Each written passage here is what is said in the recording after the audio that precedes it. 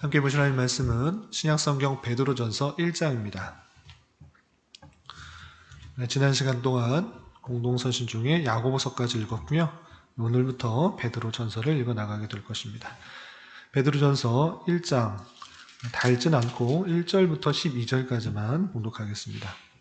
신약성경 베드로전서 1장 1절부터 12절까지 신약성경 377쪽 전후를 보시면 되겠습니다. 1절부터 12절까지 함께 봉독합니다. 예수 그리스도의 사도 베드로는 본도, 갈라디아, 갑바도기아, 아시아와 비두니아에 흩어진 나그네 곧 하나님 아버지의 미리 아심을 따라 성령이 거룩하게 하심으로 순종함과 예수 그리스도의 핏부림을 얻기 위하여 택하심을 받은 자들에게 편지하노니 은혜와 평강이 너에게 더욱 많을지어다. 우리 주 예수 그리스도의 아버지 하나님을 찬송하리로다. 그의 많으신 긍휼대로 예수 그리스도를 죽은 자 가운데서 부활하게 하심으로 말미암아 우리를 거듭나게 하사 산 소망이 있게 하시며 썩지 않고 더럽지 않고 새하지 아니하는 유업을 잊게 하시나니 곧 너희를 위하여 하늘에 간직하신 것이라. 너희는 말세에 나타내기로 예비하신 구원을 얻기 위하여 믿음으로 말미암아 하나님의 능력으로 보호하심을 받았느니라. 그러므로 너희가 이제 여러 가지 시험으로 말미암아 잠깐 근심하게 되지 않을 수 없으나 오히려 크게 기뻐하는도다. 너희 믿음의 확실함은 불로 연단하여도 없어질 금보다 더 귀하여 예수 그리스도께서 나타나실 때에 칭찬과 영광과 존귀를 얻게 할 것이니라. 예수를 너희가 보지 못하였으나 사랑하는도다. 이제도 보지 못하나 믿고 말할 수 없는 영광스러운 즐거움으로 기뻐하니 믿음의 결국 곧 영혼의 구원을 받음이라. 이 구원에 대하여는 너희에게 임할 은혜를 예언하던 선지자들이 연구하고 부지런히 살펴서 자기 속에 계신 그리스도의 영이 그 받으실 고난과 후에 받으실 영광을 미리 증언하여 누구를 또는 어떠한 때를 지시하시는지 상고하니라. 이 섬긴 바가 자기를 위한 것이 아니요 너희를 위한 것임이 계시로 알게 되었으니 이것은 하늘로부터 보내신 성령을 힘입어 복음을 전하는 자들로 이제 너희에게 알린 것이요 천사들도 살펴보기를 원하는 것이니라. 아멘. 감사합니다. 오늘 말씀 여기 보면은 베드로전서 1장입니다. 공동서신 중에 이제 베드로전서를 읽어 나가게 되는데 오늘은 첫 시간이니까 그 개요를 그 결과를 좀 살펴보고 오늘 본문 내용을 교훈받도록 하겠습니다. 갖고 계시는 말씀일기 책자 앞부분을 보시면 베드로전서가 어떻게 되어 있는지 개관 또는 개요가 나와 있는데요. 13페이지를 참조해 주시기 바랍니다. 말씀일기 책자 13페이지 보면 베드로전서 개요가 되어 있어서 이 베드로전서 어떤 책인가 간단하게 정리되어 있는데 이것을 먼저 살펴보고 전체적인 베드로전서의 궤관을 좀 살펴보고 오늘 1장을 교훈받도록 하겠습니다. 우선 1번 보시면 기록자, 기록 연대가 되어 있는데 기록자는 사도 베드로, 그러니까 예수님의 제자인 베드로라는 것들을 부인할 수가 없습니다. 왜냐하면 1절에 예수 그리스도의 사도 베드로는 이라는 그런 표현이 분명하게 되어 있기 때문에 기록한 사람이 베드로다라는 것들을 쉽게 알 수 있습니다. 그 기록 연대가 어느 때인가 라고 했을 때는 물론 베드로가 살아있을 때 기록한 것인데 그때 중에 네로 황제에 의한 기독교 박해가 본격적으로 시작되는 시기인 AD 64년경 바벨론으로 비유된 로마에서 기록된 것으로 이렇게 추정됩니다. 베드로 후서가 있는데 베드로 후서에는 핍박에 대한 부분이 구체적으로 조금 드러나고 여기는 그 전에 쓴 편지이기 때문에 그렇게 시작되는 그때쯤 기록된 것으로 생각되고 있습니다. 그래서 뒤 5장 13절을 보면 바벨론이라는 표현인데 바벨론으로 비유된 로마에서 기록된 것으로 많은 학자들이 추정하고 있습니다. 그리고 문학적 특징, 구조를 보면 베드로는 편지를 마무리하면서 간단히 썼다라고 5장 12절에 이렇게 표현하고 있는데, 그 간단히 썼다라는 그 내용의 핵심적인 두 부분은 무엇이냐면 권면과 증거입니다. 그래서 한편으로는 권면하고 한편으로는 여러 가지 것들을 증거하는데, 1장 3절부터 2장 10절, 그러니까 앞부분에서는 그리스도인들에게 구속을 증거하고 있는 것이고, 그리고 뒷부분 2장 11절부터 5장 11절까지는 그리스도의 생활을 권면하는 것입니다. 그래서 그리스도인들의 자신이 어떻게 죄사함을 받았는지 그 구속의 내용들을 잘 증거하고 있고요. 그리고 2장부터 마지막 5장 11절까지는 대부분이 그렇게 구속받은 자로서의 어떻게 삶을 살아가야 되는 것인가, 그래서 그리스도인에게 여러 가지 생활을 권면하고 있는 것입니다.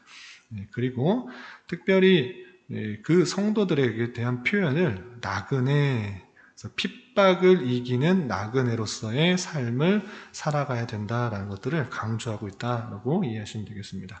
그래서 3번 보시면 베드로 전서에 수신자의 상황을 알 수 있는 그런 여러 가지 표현들이 있는데, 베드로는 그 수신자들을 나그네 이렇게 부르기도 하고 거류민과 나그네 이렇게 표현하기도 합니다. 그래서 이 땅에서의 삶이 영원한 것이 아니라 잠시 있다가 갈 그런 성도의 본향이 있는 그런 잠시 있다가 가야 될 그런 나그네로 표현하고 있는 것입니다. 그리고 이 나그네의 특징이 무엇인가, 두 번째 모습을 보면 나그네로서 고난을 당하고 있는 것입니다. 표현에 보면 불로 연단하는 것 같이 심각한 여러 가지 시험에 직면하고 있는 모습을 볼 수 있습니다.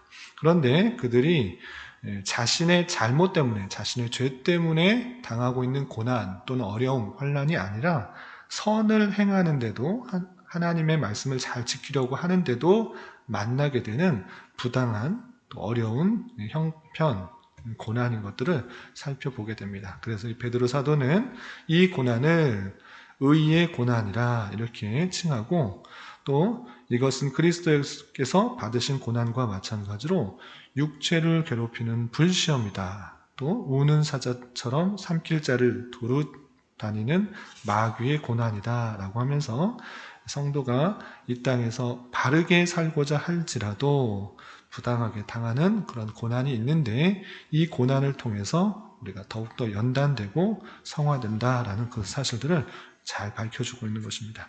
그래서 내용적 구분을 계속 살펴보면 4번에 보시면 1번에 도입, 간단한 인사가 있고요. 2번에 보시면 나그네인 그리스도인의 구속의 증거가 있습니다. 그래서 나그네인 그리스도인들이 어떻게 구속을 받았는지, 예수 그리스도께서 어떻게 구속을 확립하셨는지에 대한 그런 이론적인 부분들을 다시 한번 잘 설명해 줌으로써 성도로서 가져야 될 정체성, 내가 어떻게 구속받았는지를 잘 설명해 주고 있습니다. 그리고 14페이지 보시면 3번이 있는데, 나그네인 그리스도인으로서 어떻게 생활해야 될 건지, 그런 정체성을 가지고 이 땅에서 어떻게 살아가야 되는지 2장부터 5장까지 쭉 설명되고 있는 것입니다.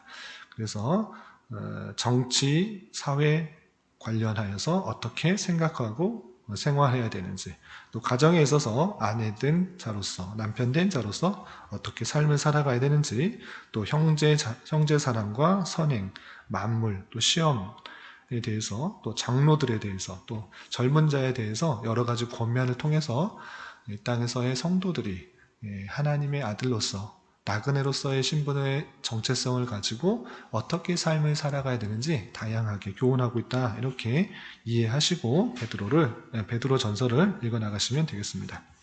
그럼 다시 본문으로 돌아와서 베드로 전서 1장을 보시면 내용들을 뒷장까지, 끝절까지 25절까지 일일이 다 이렇게 주석하기는 시간이 제한이 돼서, 갖고 계시는 교환 68페이지를 보면 잘 정리된 내용이 있습니다. 이 정리된 내용을 가지고 좀 살펴보도록 하겠습니다. 우선 수신자에 대해서 1절에 베드로전서 1장 1절에 이렇게 표현되어 있습니다. 예수 그리스도의 사도 베드로는 사도 베드로가 썼다라는 것도 알 수 있고 누구에게 썼는가?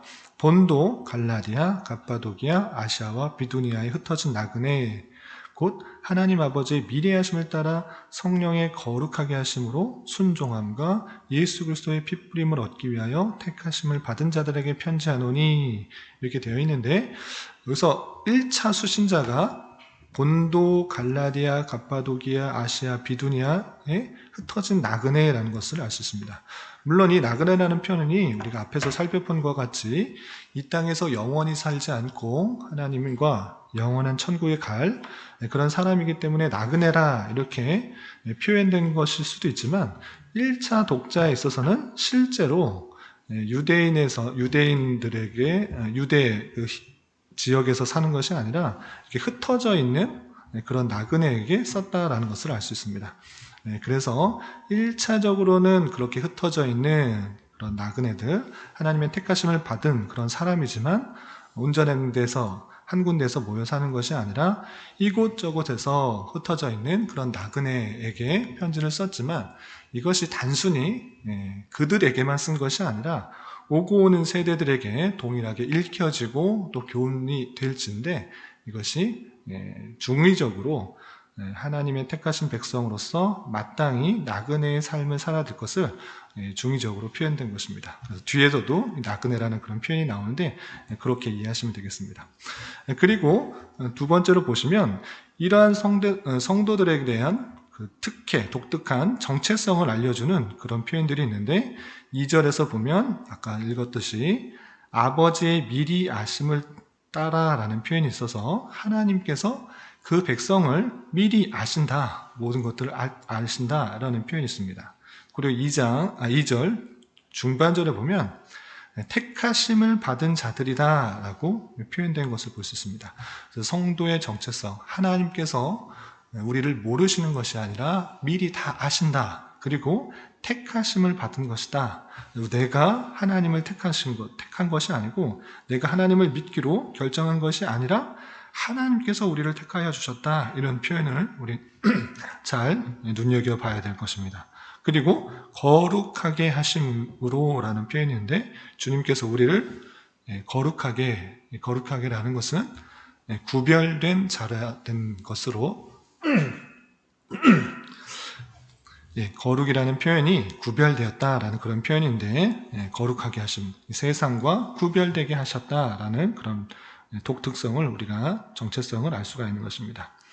그리고 예수 그리스도께 순종하고 또 예수 그리스도의 핏부림을 얻게 하셔서 우리를 구원케 하시는 하나님의 놀라운 은혜를 받은 자로서의 정체성을 갖게 된다는 것을 알 수 있습니다. 또 3절에서 보면 성도에게 주어지는 독특한 은혜를 이렇게 표현하고 있습니다. 3절 보시면 그의 많으신 긍휼대로 예수 그리스도를 죽은 자 가운데서 부활하게 하심으로 말미암아 우리를 거듭나게 하사라는 표현이 있습니다. 예수님께서 십자가에 달려 돌아가시고 부활하게 하신 것, 그것을 통해서 우리 또한 다시 태어난, 영적으로 다시 태어난 그런 정체성을 갖게 된 것이 보여주고 있습니다. 그리고 그렇게 하심으로 말미암아 산 소망이 있게 하시며라고 되어 있습니다. 그래서 주님께서 부활하셨다라는 그 사실들이 없다고 하면 우리가 정말 이 땅에서 죽어서 천국에 가는 것인가, 영원한 하나님과의 교제 가운데 거하는 게 되는 것인가 라고 의심할 수도 있지만 그런 게 아니라 예수님께서 죽은 자 가운데서 부활하셨다라는 그 사실들, 그것을 보여줌으로 말미암아 주님께서 말씀하신 모든 내용이 실제라는 것들을 증거해 주신 것입니다. 그렇기 때문에 우리는 예수 그리스도로 말미암아 거듭나게 됐을 뿐만 아니라 산 소망이 있다. 영원한 천국에서 주님과 함께 영원히 살 소망이 있다라는 사실들을 잊지 말아야 될 것입니다. 또 4절에서 이런 표현들이 있습니다. 4절 보면 썩지 않고 더럽지 않고 쇠하지 아니하는 유업을 있게 하시나니 곧 너희를 위하여 하늘에 간직하신 것이라. 이 사실들을 잘 이해해야 되는데 썩지 않고 더럽지 않고 쇠하지 않는 유업, 그것은 천국을 말하는 것입니다. 이 땅의 모든 것들은 다 썩고 부패하고 낡아지게 되어 있습니다. 어떤 물건을 사서 그것을 받았을 때는 우리가 잠시 기뻐할 수 있습니다. 그렇지만 그것이 1년, 2년, 10년, 20년이 되면 다 낡아지고 옛것이 되어서 그렇게 좋아지지 않는 것입니다. 그런데 하늘의 것을 어떻게 표현하고 있는가? 썩지 않고 더럽지 않고 쇠하지 않는 그런 유업을 있게 한다라고 표현하고 있는 것입니다. 그 천국을 우리가 받아 누릴 그런 사람이라는 것들을 보여주고 있는 것입니다. 이것이 곧 너희를 위하여 하늘에 간직하신 것이다. 하나님께서 그 모든 것들을 우리를 위하여 간직하셨다라고 밝혀 보여주고 있는 것입니다. 이런 사실들을 잘 기억하여서 정체성들을 잘 깨달아야 되는 것입니다. 하나님께서 우리를 택하여 주시고 부르시고 구원케 하시고 천국의 유업을 주신 그 사람으로서 우리가 이 땅에서 살아가고 있다라고 하는 것입니다. 그럼에도 불구하고 만나게 되는 성도의 현실은 어떻게 되는가? 6절에 보면 이런 표현이 있는 것입니다. 6절에 보면 그러므로 너희가 이제 여러 가지 시험으로 말미암아 잠깐 근심하게 되지 않을 수 없으나, 잠깐 근심하게 되지 않을 수 없다. 쉬운 말로 근심하게 될 수밖에 없다라는 것입니다. 이 땅에서 그러한 삶이 이러한 정체성을 가지고 삶에도 불구하고 여러 가지 시험을 만나게 되므로 너희들이 잠깐 근심하게 될 수밖에 없다라는 것입니다. 그렇지만 사도는 어떻게 하는가? 오히려 크게 기뻐한다라고 표현하고 있습니다. 성도들이 만나게 되는 여러 가지 시험들, 그것이 잠깐 근심하게 될 수밖에 없는데 그럼에도 불구하고 사도는 기뻐하는 것입니다. 왜냐? 7절 너희 믿음의 확실함은 불로 연단하여도 없어질 금보다 더 귀하여 예수 그리스도께서 나타나실 때에 칭찬과 영광과 존귀를 얻게 할 것이다 라고 표현하고 있는 것입니다. 그 믿음이 확실하기 때문에 그 믿음이 우리가 만든 것이 아니라 하나님께서 주어진 것이기 때문에 흔들리지 않을 것이고 그것은 불로 연단하여도 없어질 금보다도 확실히 더 귀한 것이고 존귀한 것이고 튼튼한 것이다. 그것으로 말미암아 오히려 우리 믿음이 더 견고해지고 아름다워져서 예수께서 재림하실 그때에 그 모습으로 인하여 칭찬과 영광과 존귀를 얻게 될 것이다. 이렇게 표현하고 있는 것입니다. 그래서 이 땅에서의 성도의 삶이 예수 그리스도를 믿으면 복 받는다, 잘 먹고 잘 살 수 있다, 평안하다, 이러한 삶만이 있는 것이 아니라 오히려 여러 가지 시험과 환난을 만남으로써 힘들고 어려운 그런 순간이 있을 것입니다. 그러할 때 우리는 이것들이 어쩔 수 없이 만나게 될 여러 가지 상황 중에 하나인 줄 알아 잘 믿음의 경주를 갖고 경주를 해 나가서 연단받고 또 견고해지고 더 굳건해져서 주님께서 다시 오실 때 하나님께서 잘했다 칭찬받을 수 있는 그런 삶을 살아가야 되는 것입니다. 또한 8절에서 보면 예수를 너희가 보지 못하였으나 사랑하는도다 이제도 보지 못하나 믿고 말할 수 없는 영광스러운 즐거움으로 기뻐하느니 믿음의 결국 곧 영혼의 구원을 받음이라 라고 되어 있습니다. 예수를 너희가 보지 못하였으나 사랑한다 라고 했습니다. 예수님을 실제로 본 사람은 2000년 전에 예수님 때에 살았던 그런 사람들밖에 없습니다. 그럼에도 불구하고 보지 않았음에도 불구하고 이 말씀을 듣고 믿을 수 있다는 것, 그것이 오히려 더 큰 감사요 기쁨이요 영광이라는 사실들을 잘 알아야 될 것입니다. 보아야 믿겠다라는 것은 오히려 보지 않으면 믿지 않겠다라는 불신의 표현일 수도 있다는 사실들을 알아야 될 것입니다. 보지 못하였지만 하나님을 사랑하고 또한 그것을 믿는 것, 그것이 참으로 감사한 일이고 영광스러운 일인 것입니다. 그리고 그 믿음의 결국 영혼의 구원을 받게 되는 그런 은혜가 있게 되는 것입니다. 그리고 계속해서 보면 권면하는 내용이 있는데 13절 이러한 정체성을 가진 자로서 베드로 사도는 이런 권면을 13절, 14절, 15절, 16절에 이렇게 표현하고 있습니다. 13절을 보면 그러므로 너의 마음의 허리를 동이고 근신하여 예수 그리스도께서 나타나실 때 너희에게 가져다 주실 은혜를 온전히 바랄지어다 라고 그랬습니다. 어렵고 힘든 그런 상황 속에서 마음의 허리를 동이고 근신하여서 하나님께서 주실 그 은혜, 그것들을 소망하고 온전히 바라는 그런 모습 가운데 하루하루 살아야 될 것을 교훈하고 있는 것입니다.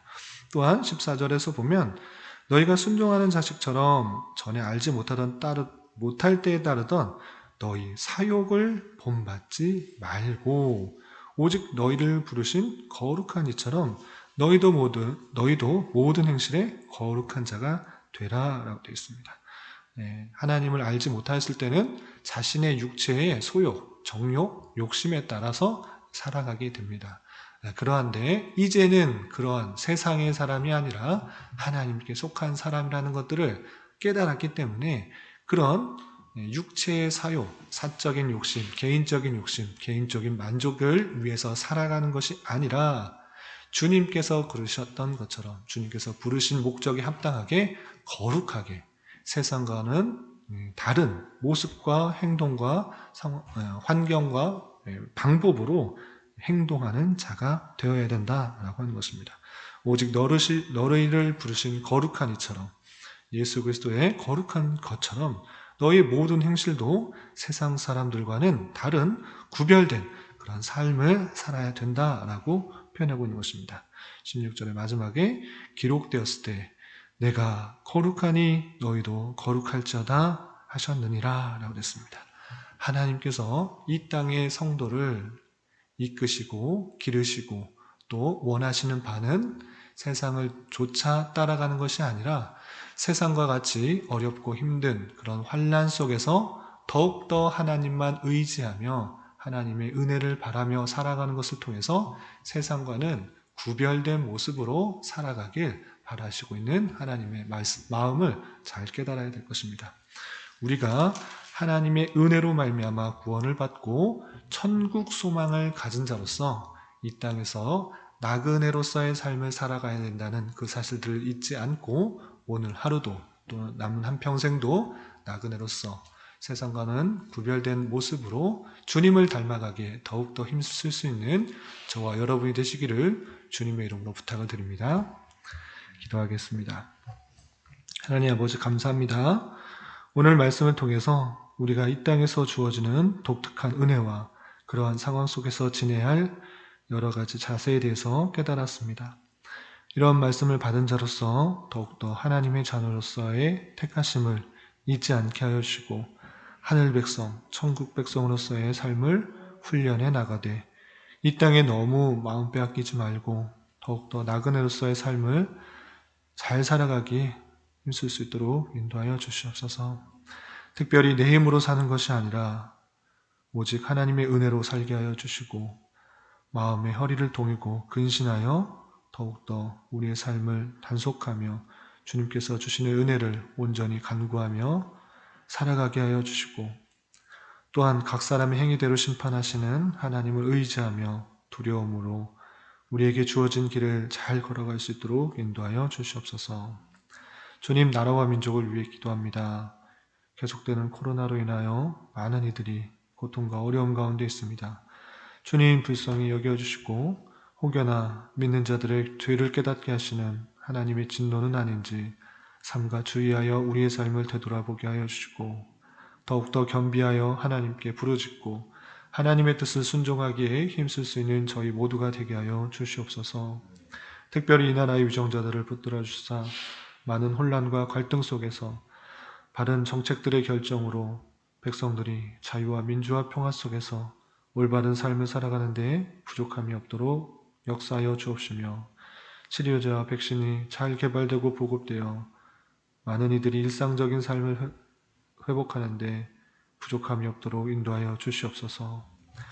주님, 교회 내 육체적으로, 경제적으로, 또한 가정적으로 다니는 직장으로 말미암아 또한 섬길 직장을 구하는 문제로 인하여 여러 가지 아픔과 어려움이 있는 지체들이 있습니다. 주님, 그들과 함께 하시고 위로하여 주시며 회복시켜 주시고 신실하게 인도하여 주시사 주님의 선하심과 인자심을 깊이 경험하고 체험하는 은혜가 있게 하여 주시옵소서. 또한 주님께서 이 교회를 이곳에 세워주셨사오니 예비하신 영혼들을 보내주시고 말씀으로 힘을 얻고 위로를 얻어 함께 주님의 교회를 온전히 세워나갈 수 있도록 인도하여 주시옵소서. 이 시간 한 주간의 삶을 올려드리며 각자 간절히 간구하는 기도 제목 주님께서 들으시고 가장 선한 것들로 응답하여 주시옵소서. 예수님의 이름으로 기도드리옵나이다. 아멘.